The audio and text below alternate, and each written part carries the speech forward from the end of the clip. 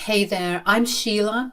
I'm 26 years old and I just served my mother-in-law and husband with the best revenge I could for their torture of me. But before I get into that, I want to tell you a little more about my husband, Justin, and I. Justin and I met in college. We were part of the same club and happened to strike up a conversation.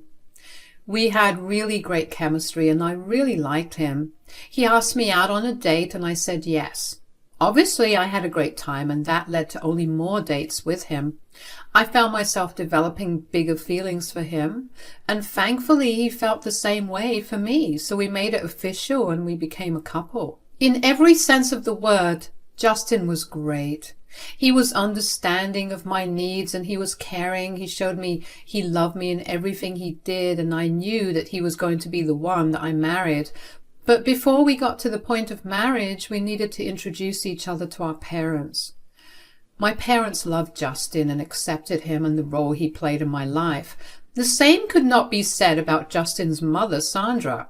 Sandra was a single mother. Justin's dad left the second he found out that Sandra was pregnant with Justin, and after that, Sandra raised Justin all by herself. So I understood why Justin respected his mother over everything and why the both of them had such a strong bond. My issue was obviously not with any of that. The first time I met Sandra, she looked me up and down and scoffed. She then proceeded to point out all my flaws, both physically and personality-wise. The entire time she did that, Justin never said a word. He just kept silent and let me deal with Sandra's mean remarks. I kept my mouth shut, not only because I had to show her respect, but because I was in so much shock that I didn't know how to respond. Justin and I got into an argument after that because I did not like how he did not stand up for me. Justin told me that Sandra was just being overprotective and did all that to make sure that I was the one for him. I thought it was particularly cruel, but I let it go. But then Sandra began inserting herself into our relationship. By this time, Justin and I had graduated.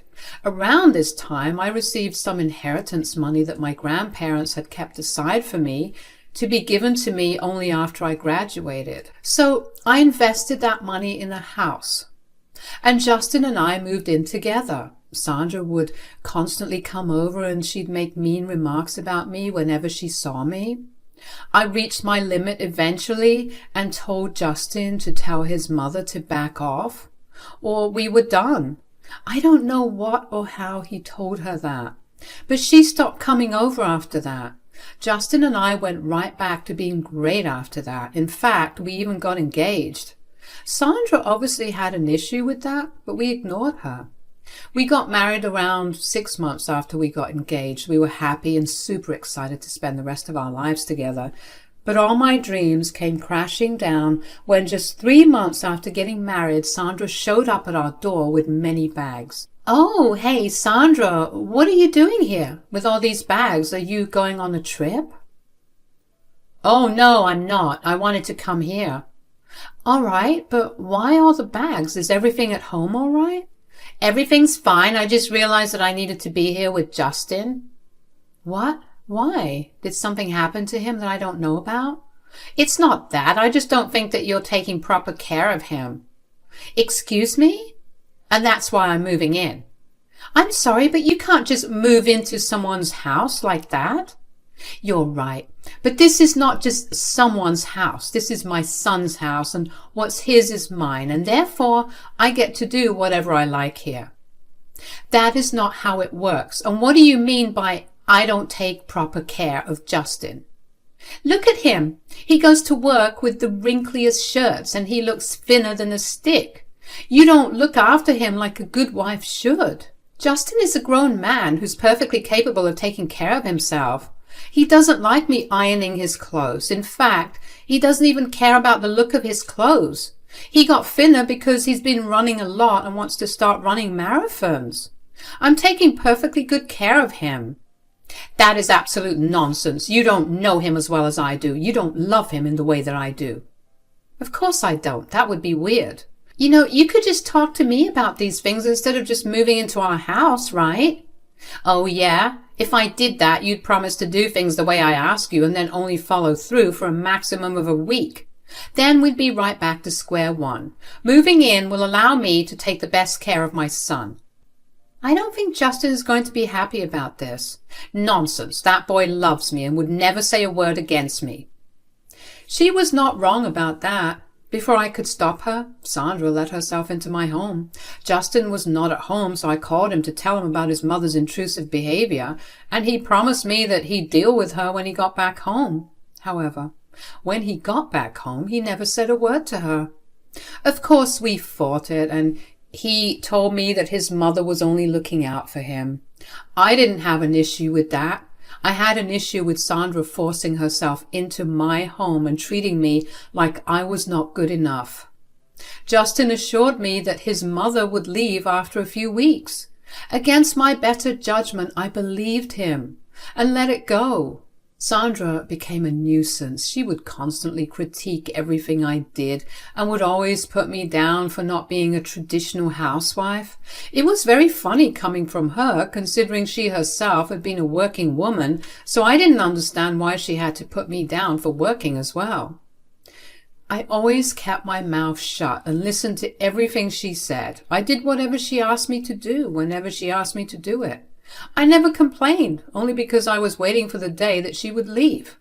Except that it never did. The few weeks that Justin promised me turned out to be 3 months. I was reaching my limit with Sandra. One day, after a particularly tiring day at work, I came back home to Sandra yelling at me for not mopping the floor, and I snapped a little. "Sheila, why have you not mopped the floors? Do you want my son to be walking on filth?" "I had a really rough day at work." "Oh, boo-hoo. You think you're having a rough day? Then imagine what my son is going through." I don't mean to undermine Justin's work, but he works a desk job while I'm constantly running to and from sites in the heat. I barely get any time to sit and take a breath. I think I earn the right to say that I had a rough day. If you want to complain, then maybe you shouldn't have a job. If your job gets in the way of you taking care of my son, then just don't work. How do you think we're going to pay the bills? I earn more than Justin. Are you emasculating my son? I know that he's the one that pays for everything. The only reason that he uses your money is because he has to pay all the bills while you get to spend your money on yourself. Sandra, I really do not have the time or the mental capacity for an argument with you right now. If you don't want arguments, maybe you should just be a better wife. That's the reason I moved in with you both. Clearly, you don't care enough for my son. So you'll leave if I prove myself to be a good wife? Sure, but I doubt that you ever will be good enough. You do realize how messed up that is, right?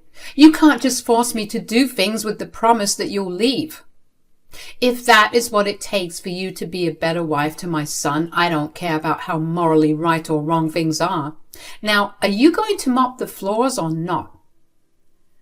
I just came back home from a 10-hour shift. I didn't even get to sit down because you started yelling at me. At least let me catch a small break to eat. Those are privileges that are earned. You do your work as a good wife and then you get to rest. And what will happen if I say no? I will make you pay for it. I'm too tired of your nonsense. I'm going to bed. Good night. The audacity that Sandra had to assume that I did nothing was astounding. She had no idea how hard I worked. Look, I would never underappreciate Justin's work, but he did not earn anywhere close to what I made. And on top of that, I was the one that paid the majority of the bills. Sandra had no idea about what the inside of our relationship worked like, and she had some gall to expect me to do even more work after I got back home. She did make my life even more hellish after that conversation. She would purposely make food only for her and Justin, or only clean their messes and leave mine, or even just make my messes a lot worse. She would yell at me for the tiniest things and even went as far as to convince Justin to not talk to me for a week after she and I had another fight. I would talk to Justin about it, but while he would agree that his mother was being a bully, he would never say anything to her. I let it all go and focused on doing my own thing, but then I started to notice several Word documents go missing. I would miss important deadlines because I would never be able to find my things. It got to a point where I was told that if I messed up one more time, I'd be fired. It didn't take a genius to figure out who was messing with me, so after I was warned at work, I came back home and lost my cool on Sandra. Are you messing with my paperwork? I have no idea what you're talking about. Don't try to act like you don't know what I'm talking about. I told you that you'll pay for not listening to me. Do you have any idea what you're doing? No. Do you have any idea what you're putting my son through? What are you talking about? My son has to live in filth and do his own laundry because you can't do your duties as a wife. Sandra, I'm at risk of losing my job because of you. How are Justin's issues worse than mine? Good, then you can finally treat my son right. My son is going through so much more than you can imagine. If he was, he'd talk to me. He has not said a word as yet, so I don't see why you're telling me this. It's because you've put him in a position where he can't ever say a word against you. You did this to him. I have never once even implied that he has to be scared to come to me about his issues. You're just inserting yourself into our relationship. I have to. My son can't stand up for himself, so as his mother, I'm doing it for him. You're standing up for nothing. There's nothing wrong. In fact, the only thing wrong is you, because of your meddling. We have absolutely no time for each other. Good. I don't want my son spending time with his no-good wife. Okay, you know what? You can get your way. If you don't want him spending time with me, so be it. But don't expect me to do my wifely duties when he won't do his husband's duties.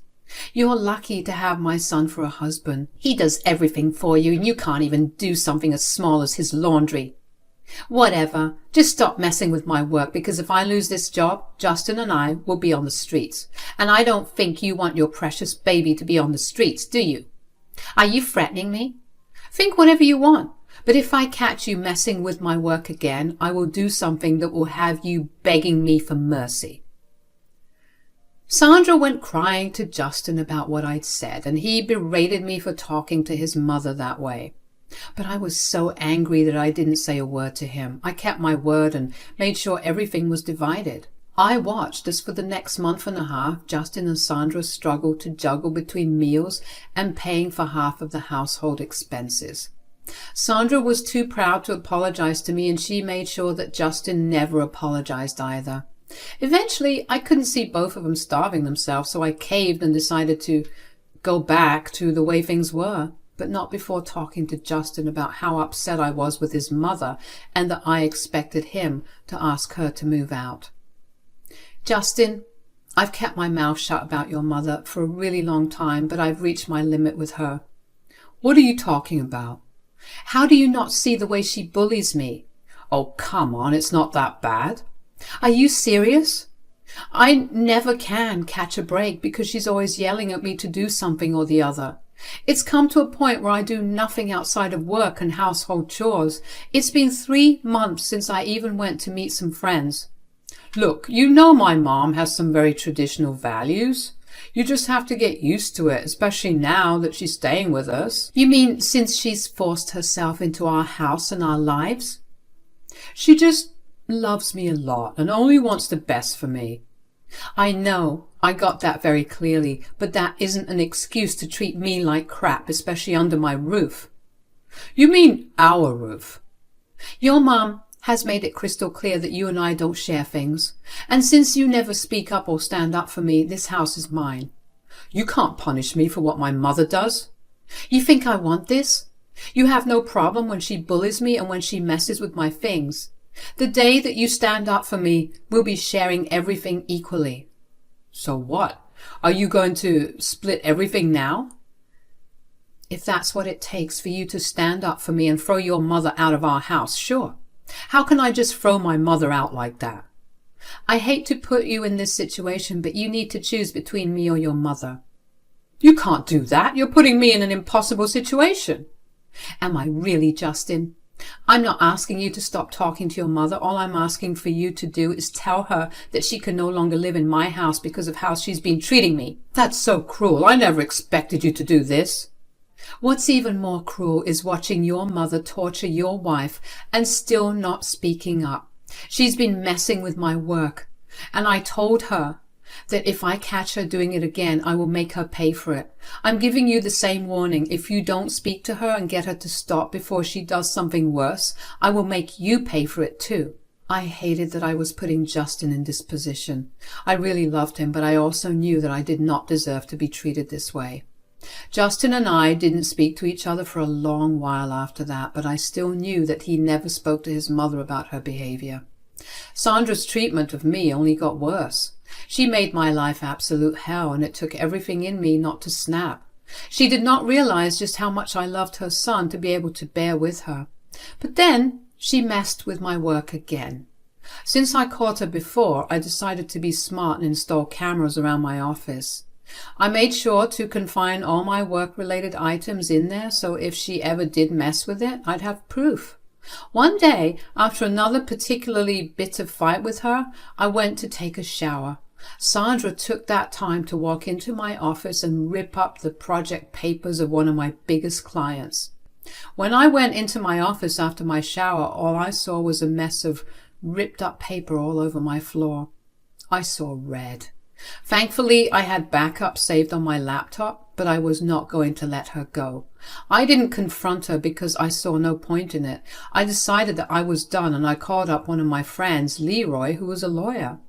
I explained my issues with Sandra and Justin with him, and he told me that he'd come over the next day to talk in detail about it. Leroy showed up the next morning, and Sandra was the one that opened the door to him. Justin joined her shortly after to see who was at the door. Who are you? Oh, I'm Sheila's friend and her lawyer. Hold on. What do you mean that you're her lawyer? What he means is that I'm suing both of you. What? Why are you suing us? Sandra, you messed with my job once again, only this time I was smart enough to install cameras in my office. I have proof of you stealing and ripping up my project plans. That's hardly a reason to sue me. Oh, that is. What you did right there was damage to property, and I'm also evicting both of you. What? What do you mean that you're evicting us? This is Justin's house too. You can't do that. Oh, your precious son didn't tell you? I bought this house with my money, and it's only my name on the deed and title. I have been paying the mortgage and for all the upkeep. Your darling, hard-working son hasn't paid a cent towards this house. Is what she's saying true, Justin? Yeah. And you've been harassing me for months, causing me mental distress, affecting my work and my pay. Okay, look, can we come to a negotiation of sorts? Absolutely not. You put Sheila through hell, and no amount of negotiation will come close to what she deserves to get out of you. So what? You expect us to pay her as reparation? Oh, absolutely. But I don't have any sort of money to pay her. That's why we're taking you to court. The judge will help decide how to sort this out. Sheila, you're taking this too far. I warned both of you about what would happen if you mess with me again. Neither of you listened. Now you have to pay for the consequences. Let's go, Leroy. We have more things to discuss. The both of them just stared at me in shock. But I walked away and took Leroy with me into my office. We worked out all the legalities, and Leroy told me that he'd file the paperwork as soon as he could. He assured me that in a week or so, I'd be able to hand an eviction notice to Justin and Sandra, and they'd be summoned to court for everything else. I also obviously filed for a divorce. I wanted nothing to do with Justin. I was ecstatic to finally be done with the two of them. In the week that I waited for the eviction notice, Justin and Sandra kept approaching me about dropping everything, but I refused to budge. I had been nice to them for so long, and even after I repeatedly told them that I did not like the way I was being treated, they never listened. Why would I listen to them now? I could tell that what I did was affecting them a lot. I began noticing how both of them were barely eating, and both had dark eye bags from lack of sleep. I even heard them get into a fight where Justin tore into Sandra for making his life miserable and ruining the one good thing he had. It was sad to see that it took me doing all this for him to finally stand up for me. But it was too little too late. and I was already set on leaving all of this behind. After I handed them the eviction notice, I moved into my mother's place until they cleared out. I gave them a month because I still did feel some pity on them. Aside from that, they also received the court summons, and after weeks of trial, they were ordered to pay me $50,000 in reparations. I don't know what kind of payment they settled on, but I was glad that my suffering was not all in vain. Sandra and Justin moved out before the court order came, and I finally got to live in my house without any conditions. The divorce is now underway, and I'm going to make sure that everything is divided equally. Justin tried to ask for alimony, but that was quickly shot down when the judge found out what he had done to me. Sandra, of course, never learned her lesson and still texted me to tell me what a horrible person I was to put her son in such a horrible position. She blamed me for her deteriorating relationship with Justin, and I honestly couldn't help but laugh. I saw no point in explaining to her why she was wrong because she clearly didn't see any fault in herself after everything that happened. So I just blocked her, and I'm moving on. It'll be a while before the divorce is finalized, but all I know is that I'm finally living happily. I got my revenge, and I got my freedom. Life can't get better than this, eh? I'm only looking forward to what more I can do now that I'm not being held back by people. Wish me all the best of luck.